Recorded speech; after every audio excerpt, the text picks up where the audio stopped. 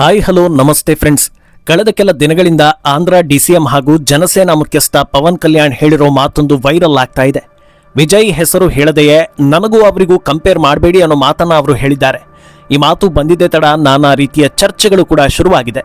Cinema ದೃಷ್ಟಿಕೋನದಿಂದ ನೋಡಿದ್ರೆ ವಿಜಯ್ ಹಾಗೂ ಪವನ್ ಕಲ್ಯಾಣ್ ಇಬ್ರು ಕೂಡ ದೊಡ್ಡ ಸ್ಟಾರ್ಗಳೇ. ಅದರಲ್ಲೂ ಪವನ್ ಕಲ್ಯಾಣ್ಗೆ ಇರೋ ಫ್ಯಾಂಡಮ್ ಯಾವ ರೇಂಜ್ಗೆ ಇತ್ತು ಅನ್ನೋದನ್ನ ಜನರು ನೋಡಿದ್ದಾರೆ. ಆದರೂ ಕೂಡ ಪವನ್ ಕಲ್ಯಾಣ್ ದಶಕಗಳ ಕಾಲ ಹೋರಾಡಿದ್ರು. ವಿಜಯ್ ಮೊದಲ ಪ್ರಯತ್ನದಲ್ಲೇ ಸಿಎಂ ಆಗಿದ್ದಾರೆ. ಹಾಗಿದ್ರೆ ಈ ಮ್ಯಾಜಿಕ್ ಹಿಂದಿರೋ ಲಾಜಿಕ್ ಏನು? ರಾಜಕೀಯವಾಗಿ ಪವನ್ ಕಲ್ಯಾಣ್ರನ್ನ ನೋಡ್ತಾ ಹೋದ್ರೆ ವಿಜಯ್ ಅವರ ಅರ್ಧದಷ್ಟು ಇಲ್ವಾ ಅನ್ನೋದನ್ನ ಜನರು ಹೇಳ್ತಾ ಇರೋದು ಯಾಕೆ? ಹಾಗಿದ್ರೆ ಪವನ್ ಯಾಕೆ ಉನ್ನತ ಸ್ಥಾನದಲ್ಲಿ ಕಾಣಿಸ್ತಾರೆ ಅನ್ನೋದಕ್ಕೆ ಸಾಕಷ್ಟು ಉದಾಹರಣೆಗಳಿವೆ. ಇದೆಲ್ಲದರ ಡೀಟೇಲ್ಸ್ ಕೊಡ್ತಾ ಹೋಗ್ತೀನಿ. ನೀವು ಮಿನಿಟ್ ಮೇಡ್ ಚಾನಲ್ ಅನ್ನ ಫಾಲೋ ಮಾಡಿ, ಸಬ್ಸ್ಕ್ರೈಬ್ ಮಾಡ್ಕೊಳ್ಳಿ.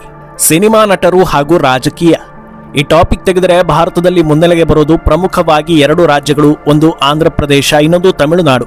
ಆದರೆ ಆಂಧ್ರದಲ್ಲಿ ಸಿನಿಮಾ ಲೆಜೆಂಡ್ ಮಾಜಿ ಸಿಎಂ NTR ಬಳಿಕ ಒಂದು ಗ್ಯಾಪ್ ಕ್ರಿಯೇಟ್ ಆಗಿತ್ತು. ಆ ಗ್ಯಾಪ್ ಅನ್ನ ತುಂಬೋದಕ್ಕೆ ಮೆಗಾಸ್ಟಾರ್ ಚಿರಂಜೀವಿ ಪ್ರಯತ್ನಿಸಿದ್ರು, ಅದು ಫಲಿಸಲಿಲ್ಲ. ಅನಂತರ ಪವನ್ ಕಲ್ಯಾಣ್ ಈಗ ಬೂಮ್ನಲ್ಲಿದ್ದು ಉಪಮುಖ್ಯಮಂತ್ರಿ ಕೂಡ ಆಗಿದ್ದಾರೆ. ಆದರೆ ತಮಿಳುನಾಡು ಕಡೆ ನೋಡಿದ್ರೆ MGR ನಿಂದ ಶುರುವಾದ ಸಿನಿಮಾ ಎರ ವಿಜಯ್ ವರೆಗೂ ಸರಾಗವಾಗಿ ಮುಂದುವರೆದುಕೊಂಡು ಬಂದಿದೆ. ಅಂದ್ರೆ ಜನರೇಷನ್ ಬದಲಾದ್ರೂ ಅಂತ ವ್ಯತ್ಯಾಸಗಳು ಆಗಿಲ್ಲ ಅನ್ನೋದು ಕ್ಲಿಯರ್ ಆಗ್ತಾ ಇದೆ. ಈ ಹೊತ್ತಲ್ಲಿ ಆಂಧ್ರ DCM ಪವನ್ ಕಲ್ಯಾಣ್ ತಮ್ಮ ಪಕ್ಷದ ಕಾರ್ಯಕ್ರಮದ ವೇಳೆ ವಿಜಯ್ ಕುರಿತಂತೆ ಹೇಳಿದ್ದ ಆ ಒಂದು ಮಾತು ಕಳೆದ 4-5 ದಿನಗಳಿಂದ ವೈರಲ್ ಆಗ್ತಾ ಇದೆ. ಆ ಮಾತಿನ ಹಿಂದಿರೋ ಅರ್ಥ ಚರ್ಚೆಗೂ ಒಳಗಾಗ್ತಾ ಇದೆ. ಮೊದಲಿಗೆ ಪವನ್ ಕಲ್ಯಾಣ್ ಹೇಳಿದ್ದೇನು ಅನ್ನೋದನ್ನ ನೋಡೋದಾದ್ರೆ, ತಮಿಳುನಾಡು ಚುನಾವಣೆ ಬಳಿಕ ಜನರು ನನ್ನ ಮೇಲೆ ಒತ್ತಡವನ್ನ ಹಾಕ್ತಾ ಇದ್ದಾರೆ. ನಮ್ಮ ನೆರೆಯ ರಾಜ್ಯದಲ್ಲಿ ಒಬ್ಬ ನಟ ಪಕ್ಷವನ್ನ ಸ್ಥಾಪಿಸಿ ಸಿಎಂ ಆಗಿದ್ದಾರೆ. ನಾನು ಕೂಡ ಆಂಧ್ರ ಪ್ರದೇಶದಲ್ಲಿ ಅದೇ ರೀತಿ ಮಾಡಬೇಕಿತ್ತು ಅಂತ ನನಗೆ ತುಂಬಾ ಜನರು ಸಂದೇಶವನ್ನ ಕಳಿಸಿದ್ದಾರೆ ಅನ್ನೋದನ್ನ ಹೇಳ್ತಾರೆ. ಅದಕ್ಕೆ ಒಂದು ಗಾದೆ ಮಾತಿನ ಮೂಲಕ ಉತ್ತರ ನೀಡೋ ಪವನ್ ಕಲ್ಯಾಣ್, ನೆರೆಮನೆಯವರ ಮದುವೆಗೆ ಅನಗತ್ಯ ಉತ್ಸಾಹ ತೋರಿಸುವಂತಿದೆ. ಚಿಕ್ಕ ಮಕ್ಕಳು ಅದು ನಮ್ಮ ಮನೆ ಮದುವೆಯೇ ಅಲ್ಲ ಅನ್ನೋದು ಅರಿವಿಲ್ಲದಂತೆ ಓಡಾಡ್ತಾ ಇರ್ತಾರೆ. ಇದು ಆ ರೀತಿ ಇದೆ.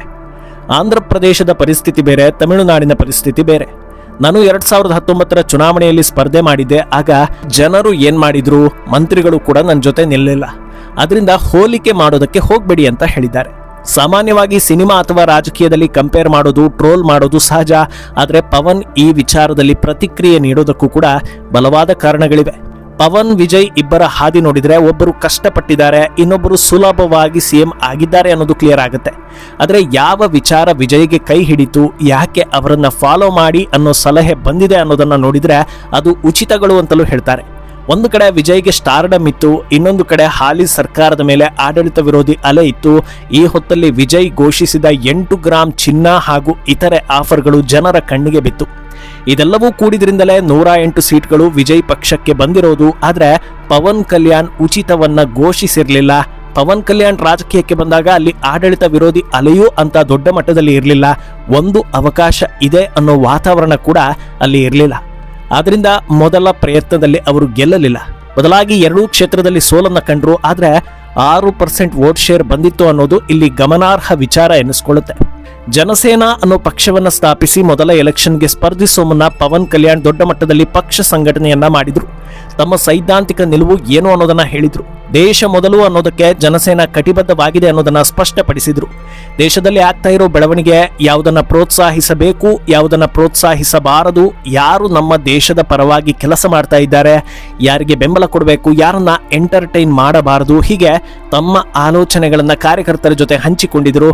ಆಂಧ್ರ ಪವರ್ ಸ್ಟಾರ್ ಅಂತ ಬಿರುದು ಪಡೆದಿದ್ದ ಪವನ್ ಕಲ್ಯಾಣ್ ರಾಜಕೀಯಕ್ಕೆ ಬಂದು ಅಲ್ಲೂ ಸಿನಿಮಾ ಡೈಲಾಗ್ ಹೊಡಿತಾರೇನೋ ಅಂತ ಬಹಳಷ್ಟು ಜನರು ಭಾವಿಸಿದ್ರು. ಆದ್ರೆ ತಮ್ಮ ಪ್ರತಿ ನಡೆ ನುಡಿಯಲ್ಲೂ ಪ್ರಬುದ್ಧತೆಯನ್ನು ತೋರಿಸಿ, ಶೋಕಿಗಾಗಿ ನಾನು ರಾಜಕೀಯಕ್ಕೆ ಬರ್ತಾ ಇಲ್ಲ, ರಾಜಕೀಯವನ್ನ ಅಧ್ಯಯನ ಮಾಡಿಕೊಂಡೇ ಬರ್ತಾ ಇರೋದು ಅನ್ನೋದನ್ನ ನಿರೂಪಿಸಿದ್ರು. ಆದರೂ ಕೂಡ ಮೊದಲ ಪ್ರಯತ್ನದಲ್ಲಿ ಜನರು ಕೈ ಹಿಡಿಯಲಿಲ್ಲ. ಇತ್ತ ಜೋಸೆಫ್ ವಿಜಯ್ ಕಡೆ ನೋಡಿದ್ರೆ ರಾಜಕೀಯದ ಮೇಲೆ ತಮಗೆ ಇಂಟ್ರೆಸ್ಟ್ ಇದೆ ಅನ್ನೋದನ್ನ ದಶಕಗಳ ಹಿಂದೆಯೇ ಅವರು ಜನರಿಗೆ ತಿಳಿಸಿದ್ರು. ಸುನಾಮಿ ಬಂದಾಗ, ಪ್ರಾಕೃತಿಕ ವಿಪತ್ತು ಬಂದಾಗ ಹಾಗೂ ಇತರೆ ಸಂದರ್ಭಗಳಲ್ಲಿ ಸಹಾಯ ಮಾಡೋ ಮೂಲಕ ಸಮಾಜಮುಖಿ ಕೆಲಸಗಳಲ್ಲೂ ಕೂಡ ಅವರು ತೊಡಗಿಕೊಂಡಿದ್ರು. ನಂತರ ತಮ್ಮ ಪ್ರತಿ ಸಿನಿಮಾದಲ್ಲೂ ರಾಜಕೀಯಕ್ಕೆ ಸಂಬಂಧಿಸಿದ ವಿಚಾರಗಳು, ಡೈಲಾಗ್ಗಳನ್ನ ಹೇಳ್ತಾ ಬಂದಿದ್ರು. ಪವನ್ ಕಲ್ಯಾಣ್ರಂತೆ ಅಥವಾ ಪವನ್ ಕಲ್ಯಾಣ್ ಮಾಡಿದ ಸಾಕಷ್ಟು ಕೆಲಸಗಳು ಅಂದ್ರೆ ರ್ಯಾಲಿ ವೇಳೆ ಸೈಕಲ್ ಓಡಿಸಿದ್ದು, ಪುಟ್ಟ ಮಗುವನ್ನ ಹೆಗಲ ಮೇಲೆ ಹೊತ್ತುಕೊಂಡಿದ್ದು, ಚರ್ಚ್ಗೆ ವಿಸಿಟ್ ಮಾಡಿದ್ದು, ನೆಲದ ಮೇಲೆ ಕೂತು ಊಟ ಮಾಡಿದ್ದು, ಇದೆಲ್ಲವನ್ನೂ ಕೂಡ ಮಾಡಿದ್ರು. ಆದ್ರೆ ಎಲ್ಲೂ ಕೂಡ ಪಕ್ಷ ಸಂಘಟನೆ ಮಾಡಿದಂತೆ ಕಾಣಲಿಲ್ಲ. ನ್ಯಾಷನಲ್ ಪಾಲಿಟಿಕ್ಸ್ ಹೇಗಿದೆ, ಸ್ಟೇಟ್ ಪಾಲಿಟಿಕ್ಸ್ ಹೇಗಿದೆ, ಸೈದ್ಧಾಂತಿಕ ನಿಲುವಿನಲ್ಲಿ ಸ್ಪಷ್ಟತೆ ಇದೆಯಾ ಇಲ್ವಾ ಅನ್ನೋದನ್ನ ಬಹಿರಂಗಪಡಿಸಲಿಲ್ಲ. ಆದರೂ ಕೂಡ ವಿಜಯ್ಗೆ ಮೊದಲ ಪ್ರಯತ್ನದಲ್ಲೇ ಸಿಎಂ ಕುರ್ಚಿ ಸಿಕ್ಕಿದೆ. ಇನ್ನು ರಾಜಕೀಯಕ್ಕೆ ಬರುವವರ ಕಾಮನ್ ಡೈಲಾಗ್ ಅಂದ್ರೆ ಅದು ನಾನು ಎಲ್ಲರನ್ನೂ ಸಮಾನರಾಗಿ ನೋಡ್ತೀನಿ ಅನ್ನೋದು. ಈ ವಿಚಾರದಲ್ಲಿ ಪವನ್ ಕಲ್ಯಾಣ್ಗೆ ಒಂದು ಕ್ಲಾರಿಟಿ ಇತ್ತು. ಭಾರತದಲ್ಲಿ ಜಾತ್ಯತೀತತೆ ಅಂದ್ರೆ ಹಿಂದೂಗಳನ್ನ ವಿರೋಧಿಸೋದಕ್ಕೆ ಮಾತ್ರ ಸೀಮಿತ ಆಗಿದೆ. ಇದನ್ನ ಕ್ಲೀನ್ ಅಂಡ್ ಕ್ಲಿಯರ್ ಆಗಿ ಪ್ರಶ್ನೆ ಮಾಡಿದ ಪವನ್, ಹಿಂದೂಗಳನ್ನ ದ್ವೇಷಿಸೋದು ಅದು ಹೇಗೆ ಜಾತ್ಯತೀತತೆ ಆಗುತ್ತೆ? ನಮ್ಮ ದೇಶದಲ್ಲಿ ಕ್ರಿಶ್ಚಿಯನರ ಬಗ್ಗೆ ತಪ್ಪಾಗಿ ಮಾತಾಡಿದ್ರೆ ಸಮಸ್ಯೆ ಆಗುತ್ತೆ, ಮುಸ್ಲಿಮರ ಬಗ್ಗೆ ತಪ್ಪಾಗಿ ಮಾತಾಡಿದರೆ ಸಮಸ್ಯೆ ಆಗುತ್ತೆ. ಯಾರು ಕೂಡ ಅಪ್ಪಿತಪ್ಪಿಯೂ ಈ ಎರಡು ಧರ್ಮಗಳ ವಿರುದ್ಧ ಮಾತಾಡೋದಿಲ್ಲ. ಆದ್ರೆ ಭಾರತದ ಮೂಲ ನಿವಾಸಿಗಳು ಹಿಂದೂಗಳ ಮೇಲೆ ಮಾತ್ರ ಅದು ಹೇಗೆ ಜನರು ಬಾಯಿಗೆ ಬಂದ ಹಾಗೆ ಮಾತಾಡ್ತಾರೆ. ಜಾತ್ಯತೀತತೆ ಅನುಸರಿಸೋದಾದ್ರೆ ಯಾರ ಬಗ್ಗೆಯೂ ತಪ್ಪಾಗಿ ಮಾತಾಡಬೇಡಿ. ಇಲ್ಲ ಅಂದ್ರೆ ಎಲ್ಲಾ ಧರ್ಮದವರನ್ನು ಟೀಕಿಸೋ ಧೈರ್ಯವನ್ನ ತೋರಿಸಿ. ಅದನ್ನ ಬಿಟ್ಟು ಒನ್ ಸೈಡೆಡ್ ಸೆಕ್ಯುಲಾರಿಸಂ ತೋರಿಸಿದ್ರೆ ನಾನು ಸುಮ್ಮನಿರೋದಿಲ್ಲ, ಪ್ರಶ್ನೆ ಮಾಡೇ ಮಾಡ್ತೀನಿ ಅನ್ನೋ ಕ್ಲಾರಿಟಿ ಕೊಟ್ಟು ಗೆದ್ದು ಬಂದ್ರು. ಇತ್ತ ವಿಜಯ್ ಕಡೆ ನೋಡಿದ್ರೆ ನನಗೆ ಎಲ್ಲರೂ ಸಮಾನರು ಅಂತ ಹೇಳಿದ್ರು, ಆದ್ರೆ ಅದರ ಬೆನ್ನಲ್ಲೇ ಉದಯನಿಧಿ ಸನಾತನ ಧರ್ಮವನ್ನ ನಾಶ ಮಾಡ್ತೀನಿ ಅಂತ ಹೇಳಿದ್ದಾರೆ. ವಿಜಯ್ ಕಡೆಯಿಂದ ಯಾವುದೇ ಪ್ರತಿಕ್ರಿಯೆ ಬರಲಿಲ್ಲ. ಆದ್ರೆ ಟಿವಿಕೆಯ ಮುಸ್ಲಿಂ ನಾಯಕರೊಬ್ಬರು ಉದಯನಿಧಿ ಹೇಳಿದ್ದು ಸರಿ ಇದೆ, ನಾವು ಬಂದಿರೋದೇ ಸನಾತನ ನಾಶಕ್ಕೆ ಅಂತ ಹೇಳಿಕೆ ಕೊಟ್ಟರು. ಆಗ್ಲೂ ವಿಜಯ್ ಕಡೆಯಿಂದ ಪ್ರತಿಕ್ರಿಯೆ ಬರಲಿಲ್ಲ. ವಿಜಯ್ ರೈಟ್ ಹ್ಯಾಂಡ್ ಆದವ್ ಅರ್ಜುನ ಕೂಡ ಸ್ಟಾಲಿನ್ ಪುತ್ರನ ಮಾತು ಸರಿ ಇದೆ ಅಂತ ಹೇಳ್ಬಿಟ್ರು. ಆಗ್ಲೂ ಕೂಡ ವಿಜಯ್ ಕಡೆಯಿಂದ ಯಾವುದೇ ಪ್ರತಿಕ್ರಿಯೆ ಬರಲಿಲ್ಲ.